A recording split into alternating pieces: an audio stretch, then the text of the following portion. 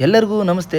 ನಾನು ನಿಮಗೆ ದಟ್ಟಕಾಡಿನ ಮಧ್ಯೆ ನಡೆಯೋ ಕಸಕಲಪುರದ ಮಾರಮ್ಮನ ಜಾತ್ರೆ ಮತ್ತು ವಿಶೇಷತೆಯ ಬಗ್ಗೆ ಈ ವಿಡಿಯೋದಲ್ಲಿ ತಿಳಿಸ್ತೀನಿ. ಕೊನೆವರೆಗೂ ನೋಡಿ. Welcome to Shrish wonders.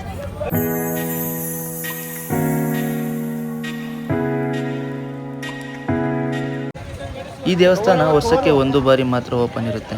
ಆಷಾಢ ಮಾಸ ತಿಂಗಳಲ್ಲಿ ಪ್ರತಿ ವರ್ಷನೂ ಇಲ್ಲಿ ಜಾತ್ರೆ ನಡೆಯುತ್ತೆ. ಆಷಾಢ ಮಾಸದ ಪ್ರತಿ ಸೋಮವಾರ ಅಂದ್ರೆ 4 ವಾರನೂ ಕೂಡ ಇಲ್ಲಿ ಜಾತ್ರೆ ನಡೆಯುತ್ತೆ. ಅಂದ್ರೆ ಅಕ್ಕಪಕ್ಕದ ಹಳ್ಳಿಗಳು ಒಂದೊಂದು ವಾರ ಅಂತ ಜಾತ್ರೆಯನ್ನ ಮಾಡ್ಕೊಂಡು ಬರ್ತಾರೆ.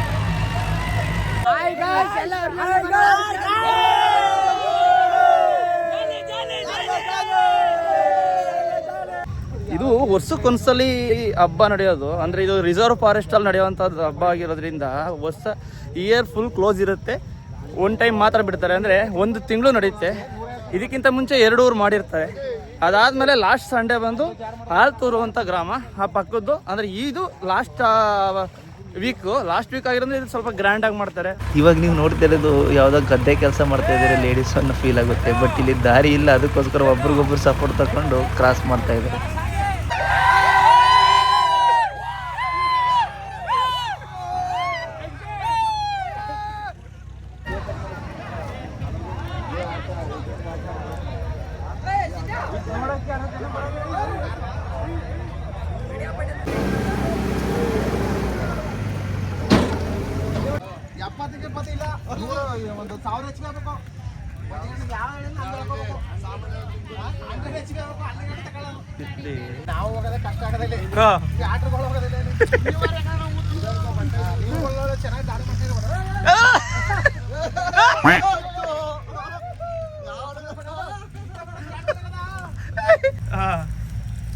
ಏನಕ್ಕೆ ತೊಳಿತಾ ಇದೀರಾ? ಇಲ್ಲ ಇನ್ನೊಂದ್ಸಲ ಬಿಡ್ತೀರಾ?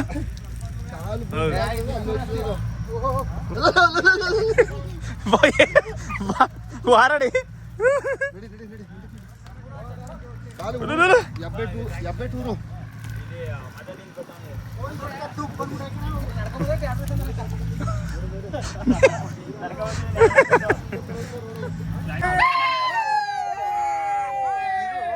ಅಕ್ಕಪಕ್ಕದ ಸುತ್ತಮುತ್ತ ಹಳ್ಳಿಗಳು ಎಲ್ಲ ಬರ್ತಾರೆ. ಎಲ್ಲಾ ಊರದ ಟ್ರ್ಯಾಕ್ಟರ್ಸ್ ಅಲ್ಲಿ ಅವರ ಊರ ಹುಡುಗರು ಎಲ್ಲರೂ ಬಂದಿರ್ತಾರೆ. ಸೊ ನೋಡಿ, ಇದು ಲಾಕ್ ಆಗಿ ನಿಂತಿದೆ.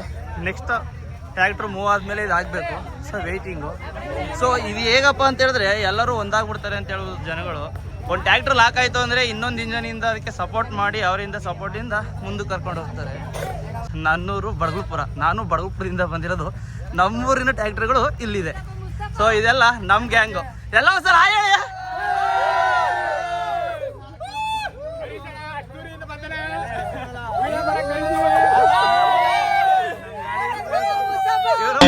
ಇವರೊಬ್ರು ಡ್ರೈವರು ಜಾಕಿ, ಇವರೊಬ್ರು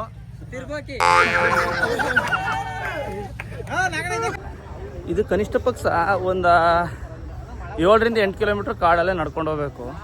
ಸೊ ಅದಾದಮೇಲೆ ದೇವಸ್ಥಾನ ಸಿಗೋದು. ಅಂದರೆ ಇದು ಹೇಗಪ್ಪ ಅಂತ ಹೇಳಿದ್ರೆ ಈ ದೇವಸ್ಥಾನ ವಿಶೇಷತೆ ಏನಪ್ಪ ಅಂತ ಹೇಳಿದ್ರೆ ಫುಲ್ ಮಳೆ ಇರುತ್ತೆ. ಇನ್ ಕೇಸ್ ಇವಾಗ ನೀವು ನೋಡ್ಬೋದು, ಆಲ್ರೆಡಿ ಮಳೆ ಸ್ಟಾರ್ಟ್ ಆಯಿತು. ಮಳೆ ಬಿಟ್ಟು ಬರ್ತಾ ಇರುತ್ತೆ. ಜೊತೆಗೆ ಹೇಗೆ ಅಂತ ಹೇಳಿದ್ರೆ ಈ ಆಲ್ತೂರು ಅಂತ ಹೇಳಿದ್ಮೇಲೆ ಅಲ್ಲಿಂದ ದೇವರು ಹೊರಡುತ್ತೆ. ಈಗ ಆಲ್ರೆಡಿ 3 ಗಂಟೆಗೆ ಅಲ್ಲಿಂದ ಹೊರಟಿದೆ. ಅದು ಒಂದು ವಿಡಿಯೋ ಹಾಕ್ತೀನಿ, ನಿಮ್ಮ ಕ್ಲಿಪ್ ಅದು ನೋಡ್ಕೊಳ್ಳಿ.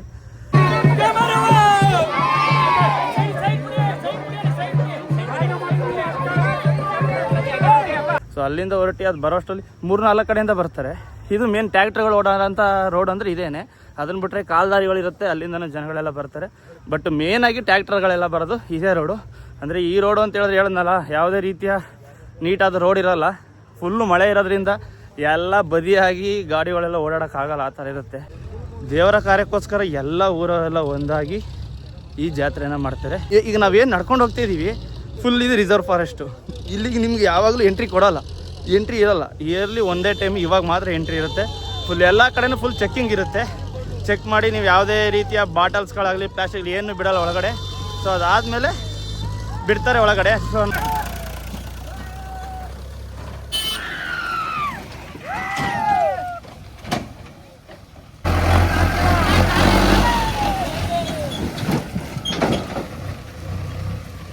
ಎಲ್ಲ ಜಾಲಿ ಜಾಲಿ ಅಂತೆ. ಕಷ್ಟಪಟ್ಟು ಬರ್ತಾ ಇದಾರೆ, ರಿಸಿಕ್ ತಗೊಂಡು ಬರ್ತಾವ್ರೆ. ಆದ್ರೂ ಕೊನೆಗೆ ಒಂದು ಡೈಲಾಗ್ ಹೊಡಿತಾರೆ, ಎಲ್ಲ ಜಾಲಿ ಜಾಲಿ ಜಾಲಿ ಜಾಲಿ. ಬಾ, ಇನ್ನೂ ಎಷ್ಟು ಕಿಲೋಮೀಟರ್ ಐತೆ? ರೋಡು ಮುಂದೆ ಚೆನ್ನಾಗಿದೆಯಾ ಹೇಗೆ? ಇನ್ನ ಗುಂಡಿ ಗುಂಡಿ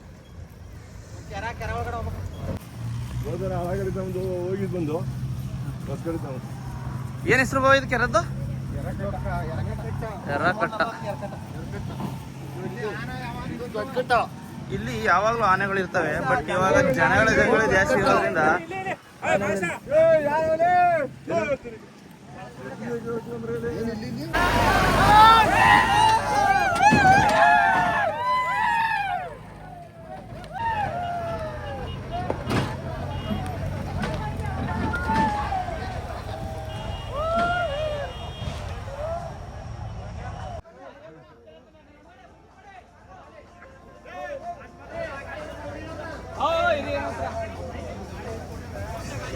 ಒಳ್ಳೆ ನೋಡಿ ಎಲ್ಲ ಕಡೆ ಬಂದು ಲಾಕ್ ಆಗ್ಬಿಟ್ಟವೆ ಗಾಡಿಗಳು.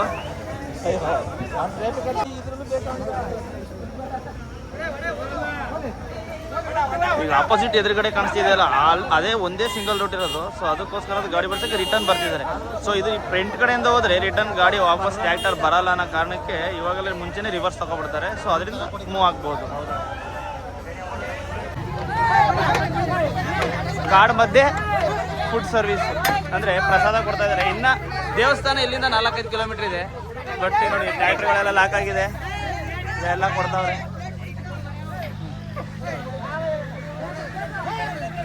ನೋಡಿ ಹೆಂಗಿದೆ ಅಂತ ಜಾಡು.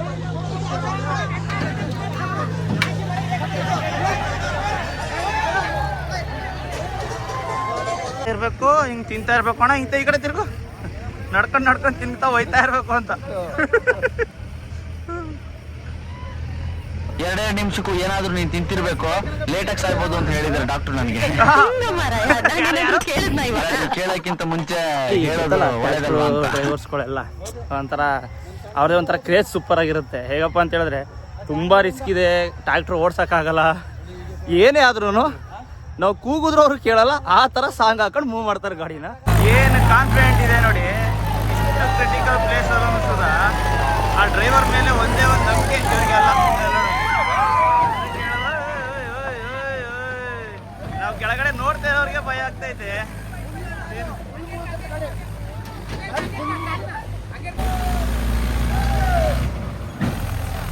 ಗಾಡಿ ಏನು ಕಾನ್ಫಿಡೆಂಟ್ ಆಗಿದೆ ನೋಡು, ಅವ್ರಿಗೆ ಕ್ಲಿಯರ್ ಮಾಡ್ತಾ ಇದ್ದಾರೆ. S yes come on.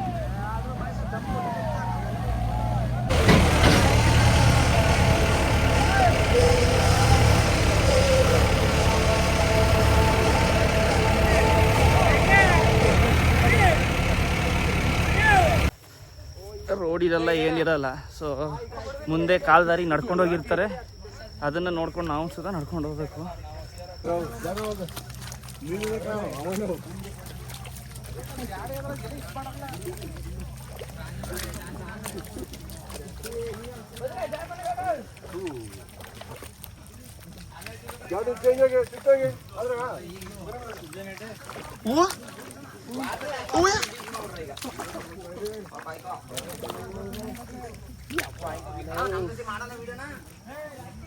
ಸಾಕ ಕೋಸಿ ಯಾವ್ರವರು ಹಳ್ಳೆ ಮೊದಲೇ ಎಲ್ಲ ಆನೆ ಅನ್ಬಿಟ್ಟು ಓಡ್ತಾವ್ರೆ. ನಮಗೂ ಗೊತ್ತಿಲ್ಲ, ನಾವು ಓಡ್ತಾವಿ. ಎಲ್ಲಿ ಆನ ನೀನಿದೆಯಲ್ಲ ನೀನು, ದೇವ್ರು ನಿನ್ಗೆ ಒಳ್ಳೇದು ಮಾಡ್ತದ.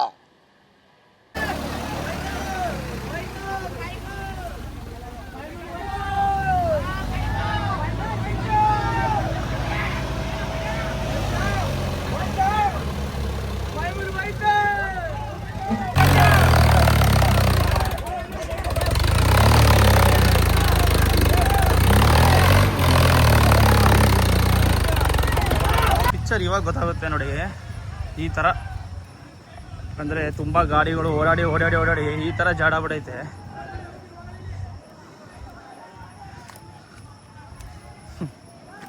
ನೋಡಿ ಅಕ್ಕಪಕ್ಕ ಈಗ ಇಲ್ಲೆಲ್ಲ ಊದ್ಕೊತಂದ್ರೆ ಪಕ್ಕದಲ್ಲೆಲ್ಲ ಹೋಗ್ಬಿಡ್ದೆ. ಇದು ಹೆಂಗೆ ಅಂದ್ರೆ ಕಾಡಾಗಿರೋದ್ರಿಂದ ರೂಟ್ ಅನ್ನೋದಿಲ್ಲ. ಈಗ ಪ್ರತ್ಯೇಕವಾದ ಒಂದೇ ರೂಟಲ್ಲಿ ಫಾಲೋ ಮಾಡಬೇಕು ಅಂತಿಲ್ಲ. ಇಲ್ಲಿ ಮಣ್ಣು ಊದ್ಕೊತಂದ್ರೆ ಪಕ್ಕದ ರೋಡಿಂದ ಬಂದು ಮತ್ತೆ ಜಾಯ್ನ್ ಆಗ್ಬಿಡ್ತಾರೆ.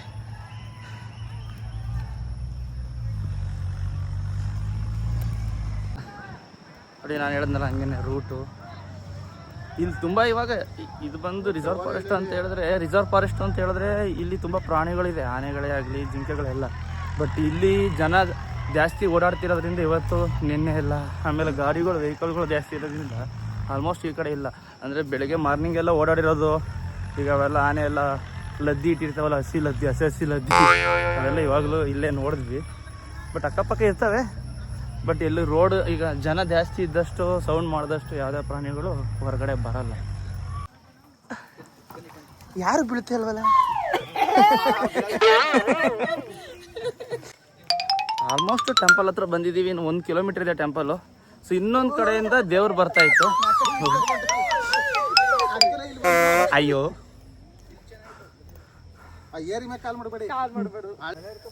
ಹೀಗಿರುತ್ತೆ ರೂಟು, ಕಾಲ್ದಾರಿ ಥರ ಇರುತ್ತೆ. ತುಂಬ ಜಾಗ್ತಾ ಐತಿ ಇಲ್ಲಿ. ಅಯ್ಯೋ ಓ ನಾನು ಭಾರಿ ಕಷ್ಟ ಅಣ್ಣ, ಕೆಳಗಡೆನೆ ಹೋಗ್ಬಿಡ್ಬೇಕಾಯ್ತು ಕಣ.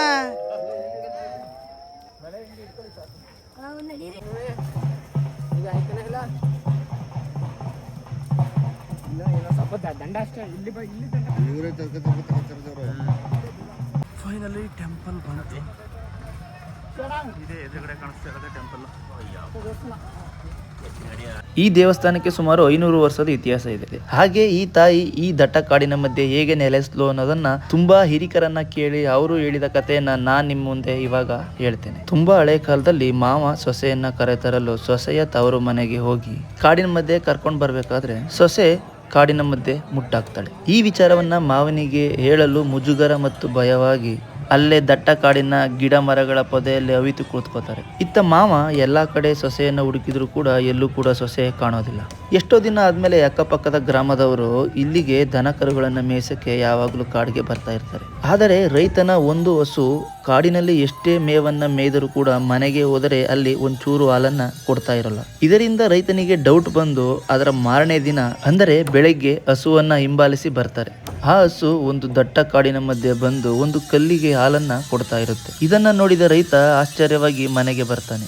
ಆಗ ಅವನ ಕನಸಲ್ಲಿ ತಾಯಿ ಬಂದು, ನಾನು ಕಸಕಲಪುರದ ಮಾರಮ್ಮ, ಇಲ್ಲಿಯ ಸುತ್ತಮುತ್ತಲಿನ ಜನರು ಜಾನುವಾರುಗಳು ಮತ್ತು ಕಾಡು ಪ್ರಾಣಿಗಳನ್ನ ಕಾಯಲು ನೆಲೆಸಿದ್ದೇನೆ. ಆದ್ದರಿಂದ ನನಗೆ ಇಲ್ಲೇ ಒಂದು ಪುಟ್ಟ ದೇವಸ್ಥಾನವನ್ನ ಕಟ್ಟಿಸು ಅಂತ ಹೇಳ್ತಾರೆ. ಆದರೆ ನೀವು ಕಟ್ಟಿಸೋ ದೇವಸ್ಥಾನದ ಅವಧಿ ಒಂದು ಬೆಳಿಗ್ಗೆ ಮತ್ತು ರಾತ್ರಿ ಅಷ್ಟೇ.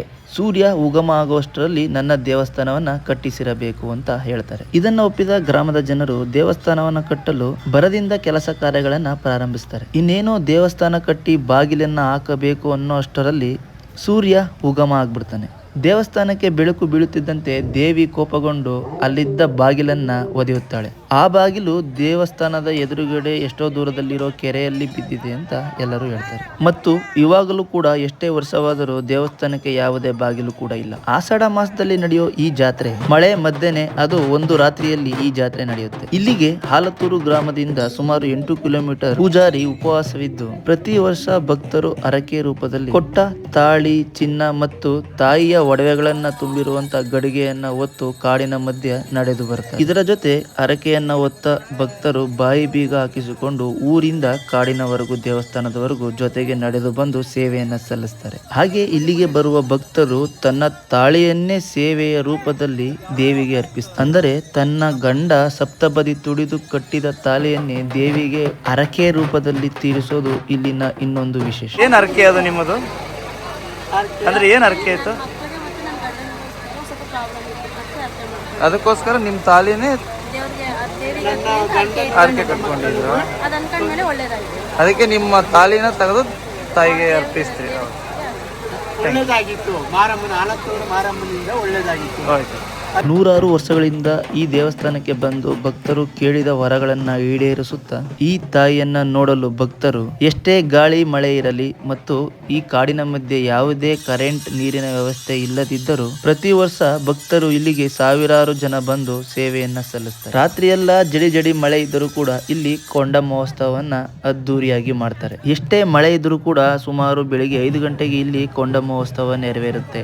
ಹಾಗೆ 5 ರಿಂದ 6 ಗಂಟೆಗೆ ಇಲ್ಲಿಂದ ಹೊರಡೋ ಜನ ಆಲತ್ತೂರಿನಲ್ಲಿ ಸಾವಿರಾರು ಜನಕ್ಕೆ ಅನ್ನ ಸಂತರ್ಪಣೆ ಮಾಡ್ತಾ ಇರ್ತಾರೆ. ಅಲ್ಲಿ ಎಲ್ಲರೂ ಕೂಡ ದೇವಿಯ ಪ್ರಸಾದವನ್ನ ಸ್ವೀಕರಿಸಿ ಎಲ್ಲರೂ ಅವರವರ ಊರಿಗೆ ಮತ್ತು ಮನೆ ಕಡೆ ಹೊರಡ್ತಾರೆ. ನೂರಾರು ವರ್ಷಗಳಿಂದ ನಮ್ಮ ಪೂರ್ವಜರು ಕಾಡಿನ ಮಧ್ಯೆ ದೇವಿಯ ಜಾತ್ರೆಯನ್ನ ಮಾಡ್ತಾ ಇರೋದನ್ನ ನೋಡೋದೇ ಒಂದು ಪುಣ್ಯ ಅಂತ ಹೇಳ್ತಾ, ಸಾಧ್ಯವಾದರೆ ನೆಕ್ಸ್ಟ್ ವರ್ಷ ಆಷಾಢ ಮಾಸದಲ್ಲಿ ನೀವು ಕೂಡ ಈ ಜಾತ್ರೆಗೆ ಬಂದು ದೇವಿಯ ಕೃಪೆಗೆ ಪಾತ್ರರಾಗಿ ಅಂತ ಹೇಳ್ತಾ ಮತ್ತೆ ಸಿಗೋಣ. ಅಲ್ಲಿವರೆಗೂ ಟಾಟಾ, ಬೈ ಬೈ, ನಮಸ್ಕಾರ.